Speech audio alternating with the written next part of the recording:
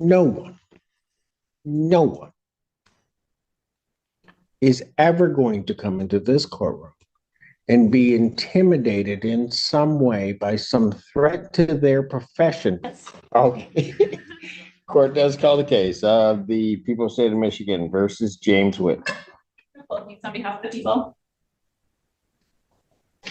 Good afternoon, Your Honor. For the record, my name is Jeffrey Ben. I'm standing with on behalf of Mr. Whitley,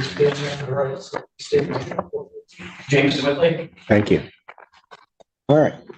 Council and I have. Yes, you may. Thank you.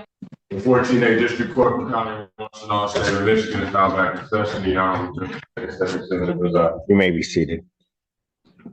Back on the record in the case of people of the state of Michigan versus James Whitley. Typically, oh, go ahead. Thank you. No full use on behalf of the people. Good afternoon, Your Honor. For the record, my name is Jeffrey Ben. I'm here with on behalf of Mr. Whitley, sitting to my right. Typically, the court doesn't publicly discuss, and I will apologize, Ms. Hughes, and I will allow certainly counsel to say what they want to say or need to say. The court doesn't discuss bench conferences, but I think under these circumstances, I'm going to certainly disclose that unless Ms. Hughes, since it was your issue that you brought to the court, unless you have some strong objection to that. I have no objection. Thank you. The court has been informed that, at least alleged that the defense counsel has indicated that should this exam begin, that it may be his intent to grieve the elected prosecutor for pursuing this case. Court has some concerns with that. First and foremost, that posture in and of itself can have a chilling effect, not only on just proceedings and may be an attempt to interfere in these proceedings, which may in and of itself constitute a grievable offense, but also that this court, if that is indeed the allegation, would not proceed with a hearing that would require someone to then commit a grievable offense. And Ms. Hughes also disclosed to the court that she, in essence, went up her chain of command to seek their advice as to what she should do. It was ultimately said, I think, at one point to certainly bring it to the court's attention, which I think is appropriate since it's under. Mr. Bennett, I will ask you whether or not you believe, in this case, that the people in proceeding are committing a grievable offense. And if so, for you to state on the record what that offense is.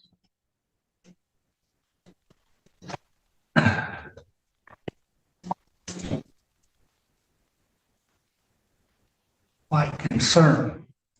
I'm not asking for your concern. I'm asking for you have made an accusation that know what? I don't believe that they're committing a grievable offense. Do you believe that in starting this exam that they would be committing a grievable offense? No. Was that said to the prosecutor?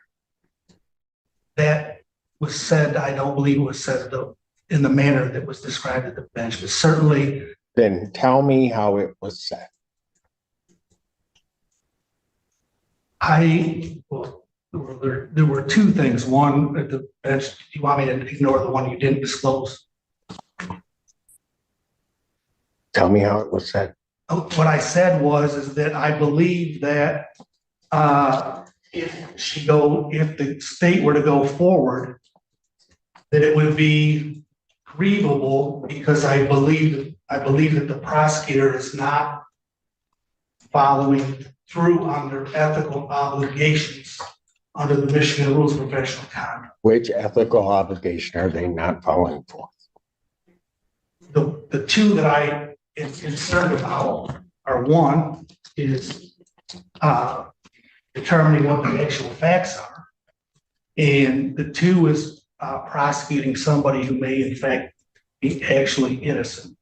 What I did was I had offered Ms. Hughes if she felt that it was appropriate, if she wanted to discuss the recanted note with the alleged victim. I said, why we could just adjourn this out and you can talk to her and decide how to go forward. So my only concern is that they didn't make contact with the alleged victim who now has a different story, but I no longer believe that's a problem.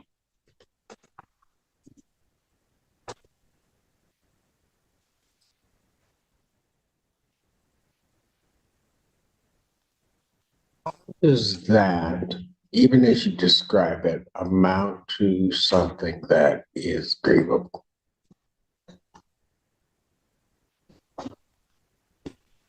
It doesn't. But And why was it said? because at the time I believed that it was grievous. What changed? Quite honestly, what changed is I wasn't aware at the time that they had the lay witness here. And so the presence of the lay witnesses, I think, eliminates all of the issues I had with the police providing the testimony that's admissible here, but not in trial. Ms. Hughes. I absolutely intend on proceeding pursuant to MCL 76827C. I have made no statements to Mr. Bennett about Ms. Potter being present. I don't think it is, because Ms. Potter is not present. Explain to me, Mr. Bennett, how that makes a difference.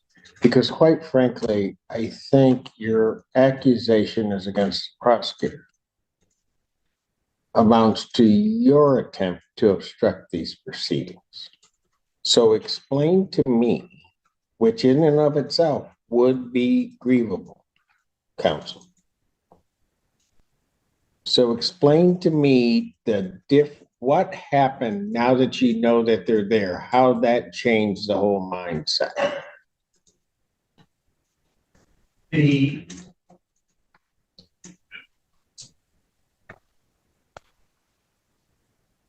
proceeding with statements that would exclusively be inadmissible at trial and going forward on those.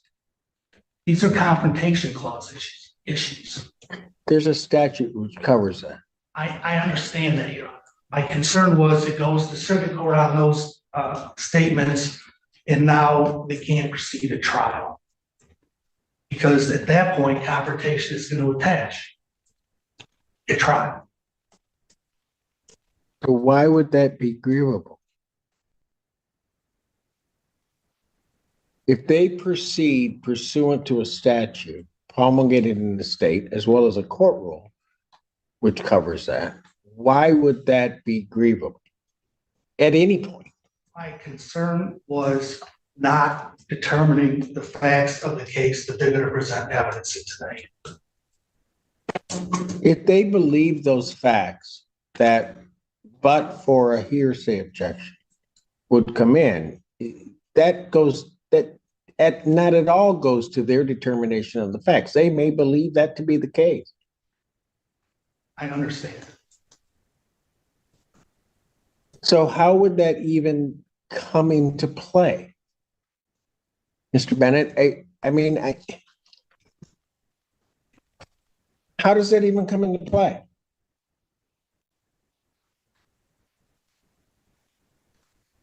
I explained what my position is. I don't know what else to say.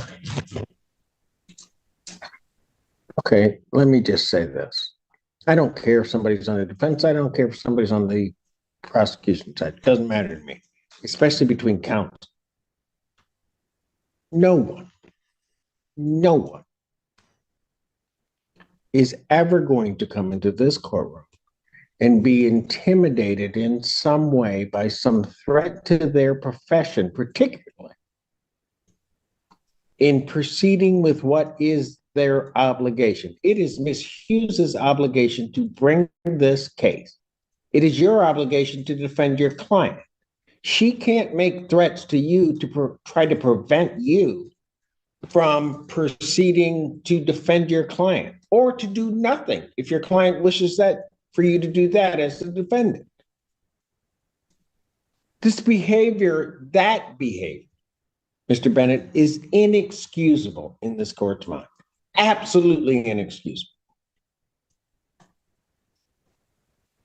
And quite frankly, sanctionable, because you can't try to make somebody not do something by, quite frankly, as I'm listening to your explanation, are just absolutely unequivocally false threats to their livelihood. I don't believe that's what I was doing. What do you think you were doing? Trying to bring to Ms. Hughes' attention an issue that may or may not exist. She interpreted it as a threat, which I understand. I'm going to grieve your boss and you I did not. if you start this exam. She's supposed to take that as something that should be brought to her attention as opposed to a threat. We continued our discussion a second time where I was explaining where I was coming from. I did not say what I said in a very artful way. So You threatened a grievance for her proceeding. Am I wrong in that? I didn't consider that I threatened it. I was trying to bring an issue forward. She took this threat. She took it as a threat. What was she supposed to take it as?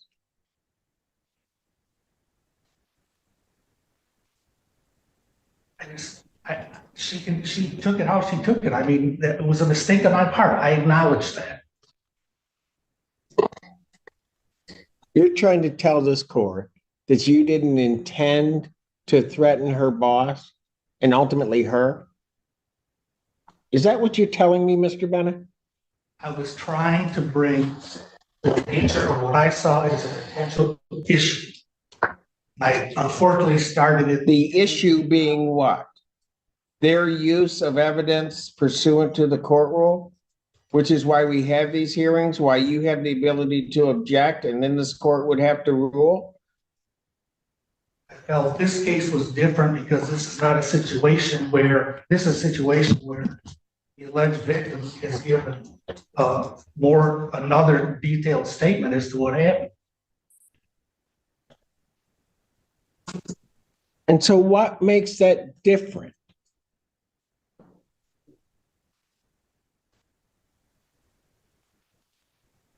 The duty to investigate the facts.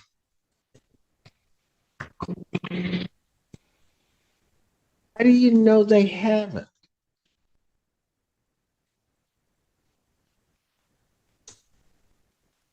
Besides her telling me that they haven't, I don't know.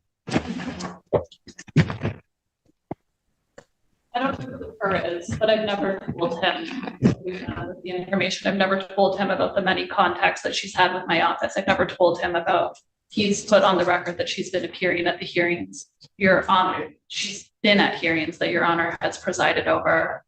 The letter that was turned over to the police department was then turned over to the defense. And frankly, he has never asked me. He just came forward with, I'm going to grieve Ellie Sabat.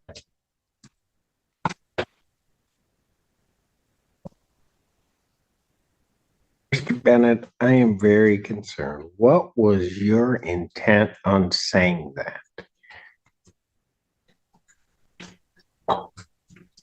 My intent in this. You know, I'm going to stop you right now because I'm going to tell you something.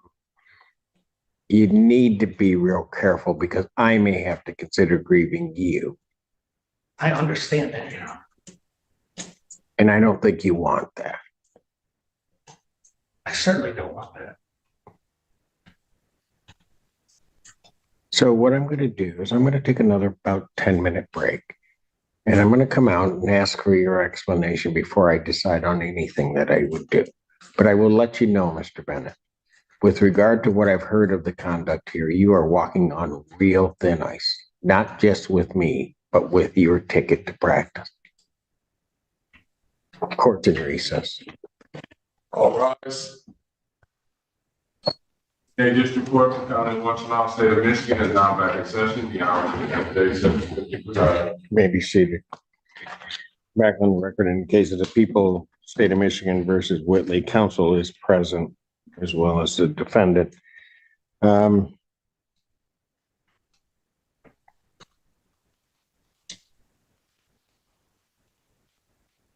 there anything else regarding this issue that either side would like to say?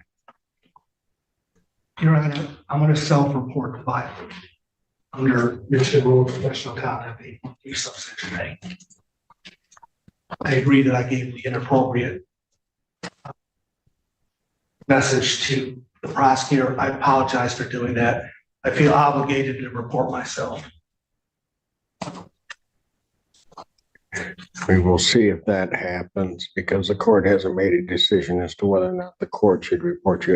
Mr. Bennett, I am going to tell you in all the years I've been here, counsel, and even when I was down in the trenches, counsels say things to each other, maybe not meaningful necessarily. They'll say things out of anger to each other.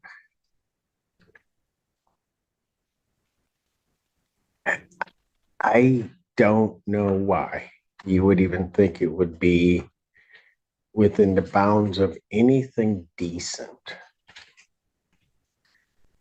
to make that kind of threat. And I call it a threat. That's precisely what you were doing. And I have to make a decision now knowing it as to whether or not I should do it. And I will make that decision. Ms. Hughes, and I'm going to apologize on behalf of the court for having to do this, but I think it's necessary given this turn of events. Would your lay witness, as well as I guess the officers, would they be available on July 1st at 10? Is it at all possible to have the lay witness testify? It would be to identification. And I would. As to identification of The defendant. So it's very brief. And I don't want to have to bring the lay person back. understand. Mr. Bennett, I would stipulate to the identification.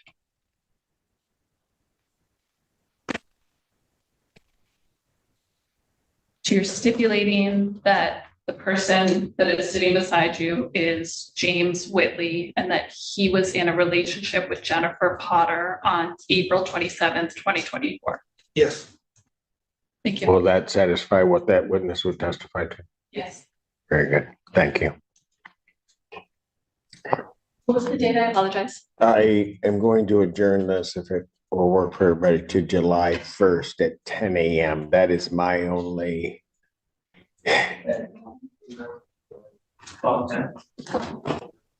July 1st at 10 a.m. I realize that gets close to a holiday, but will that work for? Yes. Thank you. Oh, that's fine. I will adjourn it.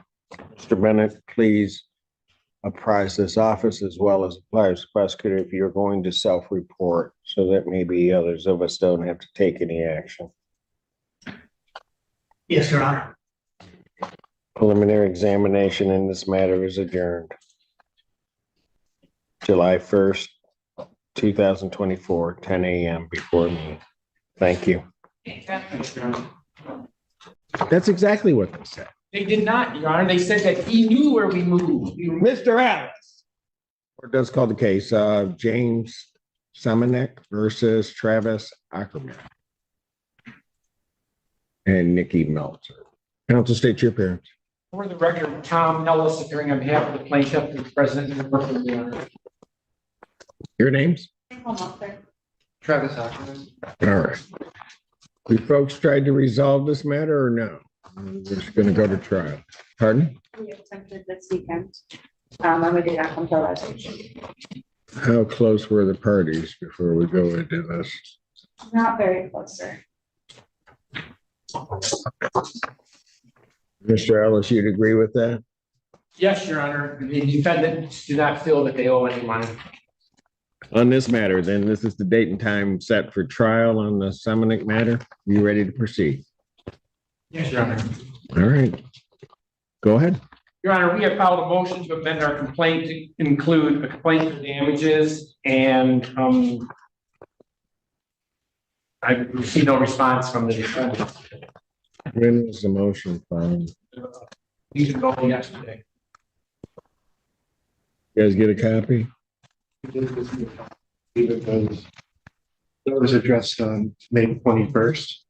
I don't see a copy of a motion. I can approach the bench and give a copy. Do you see it in our thing that it was filed? You do? Yeah.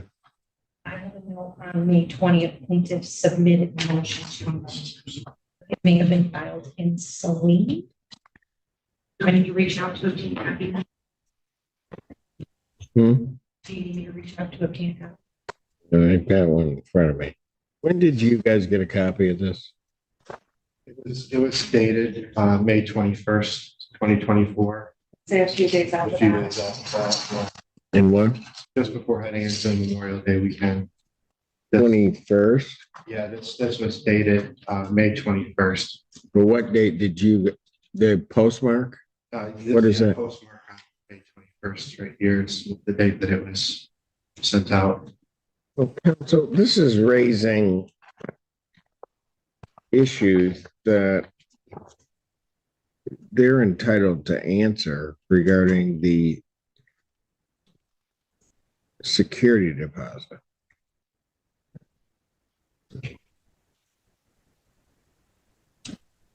Well, the lease provides that the security. It doesn't matter what the lease is. I'm talking procedurally. You're raising claims regarding the security deposit at this late stage. Well, they didn't leave a forwarding address, Your Honor. Well, but that would precisely my point. They would be in, you haven't alleged that they haven't in this alleged amended complaint. You're just alleging a claim against the security deposit. Because I think as we were here at the last hearing, when we were talking briefly about it, they had indicated that they had provided a forwarding address. I do not believe that's what they said. I believe. That is exactly what, is that what you said? Yes, sir. Your Honor, No, I don't, just answer my question. yes, yes, sir. That's exactly what they said. They did not, Your Honor. They said that he knew where we moved. Mr. Alice, they said it the last time. I just said it. I asked them to verify that my recollection of what they said is correct. If you have a dispute regarding the facts, fine. But if you're telling me that my recollection is incorrect, you're wrong. They said it. You may disagree. That's fine, but that's an element of any claim against a security deposit, which is precisely what I'm saying. Procedurally, this is a problem.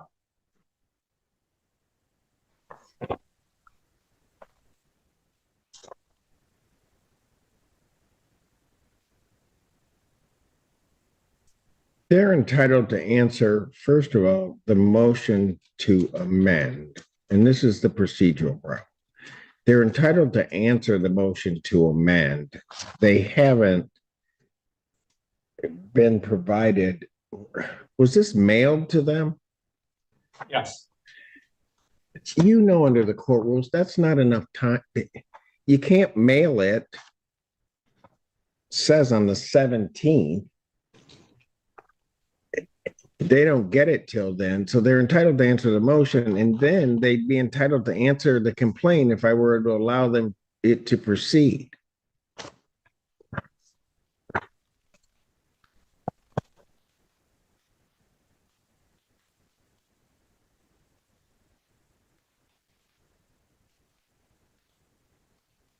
Folks, do you know what you want to do on the motion?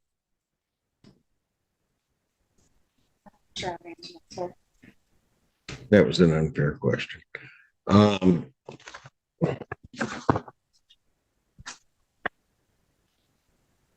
Folks, do me a favor. Can you look at that amended complaint for me? And look at paragraph 3. You see it, the numbers that are there? All right. Without telling me why, because I'm not sure what I'm going to do with this yet. Are you disputing the electricity? It's the electricity. The electricity amount? We had no recollection of that electricity until the last hearing.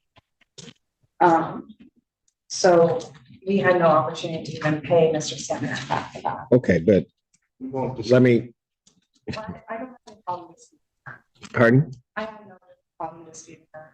That's fine. You have no problem disputing it, or you Not have no problem with that amount? Okay, every year. that's fine. That's fine. The $2,400 in rent, are you disputing that? Yes. The propane, which we talked about, is obviously in dispute. And as I recall, at the end of the hearing, you're disputing the paint damage.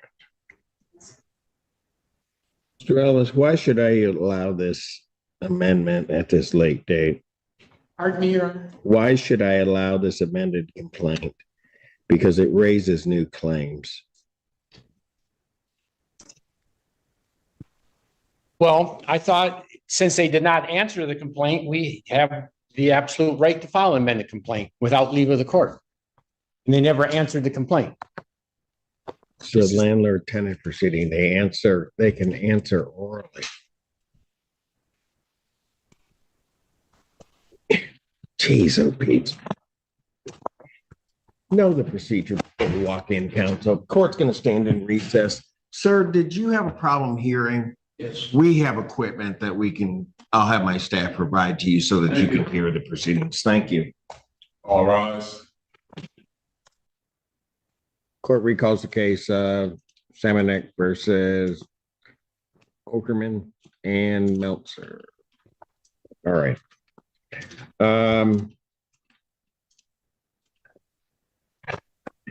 Couple of things here.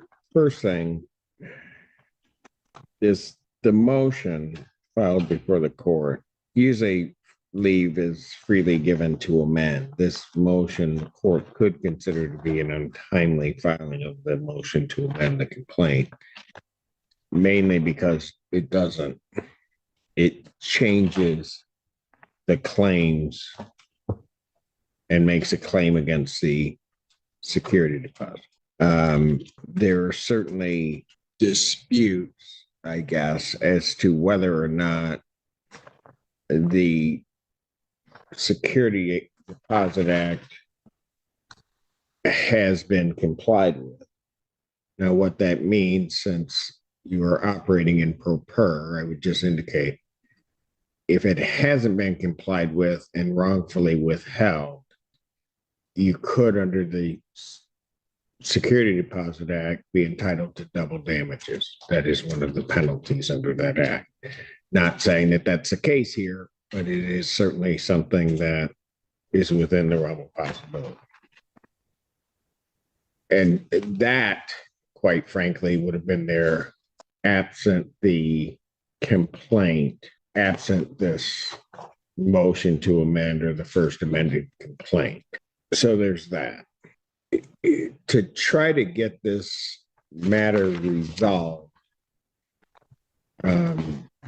and the court really is of two minds. One, given the timing of this and the setting for trial, I almost don't want to permit the amendment of the complaint. However, what would in effect happen is, in this court's mind, litigation regarding it would happen in any event, whether initiated from the defendants or whether initiated from the plaintiff. So my thought is to just get everything here and try to resolve it. however it gets resolved through trial. Having said that, the other problem then arises. So for you guys, that would be that unless you're objecting to the motion itself, you're then entitled to answer, which I would grant the motion. So let me make it easy. All right. So you don't spend your time with that. Then you're entitled to file an answer regarding the complaint. Okay. And basically it's an admit or denial or put forth your position regarding each of the allegations that's in this complaint. Now, having said that, the problem with the complaint as presented to the court is that the complaint would not survive a C8 motion. And that motion, frankly, on the face of the complaint, because it involves the Security Deposit Act, doesn't state the necessary claims regarding the Security Deposit Act. And I know I'm talking in legalese and I'm trying not to, okay? A C8 motion basically says that on the face of the complaint, just looking at the complaint, that the complaint fails to state a claim upon which relief can be granted. The remedy for that is not dismissal necessarily of the complaint out of the gate. It is to permit amendment of the complaint. All right, got it so far? When a claim is made against the Security Deposit Act, there are certain, as I've indicated, certain requirements. Certain of those requirements must be pled, except to some very specific limitations within that act. So what I'm going to order is this. And folks, if you don't understand anything that I'm saying, just because this is an awkward posture for this case to be in, but just go ahead and ask me and I'll answer it. I'm allowing the complaint to be amended, but I'm directing that plaintiff must file a proper complaint that would, at least on its face, withstand a C8 motion and properly state a claim upon which relief could be granted under the Security Deposit Act. Plaintiff is to do that within 10 days. Defendant then has, I'm going to require a written answer this time. Defendant to file a written answer to the complaint within 10 days after receipt. Okay. So I need an amended complaint from the plaintiff 10 days out. Once you receive it, even if that 10 days hasn't expired, you need to answer within 10 days of receipt. Then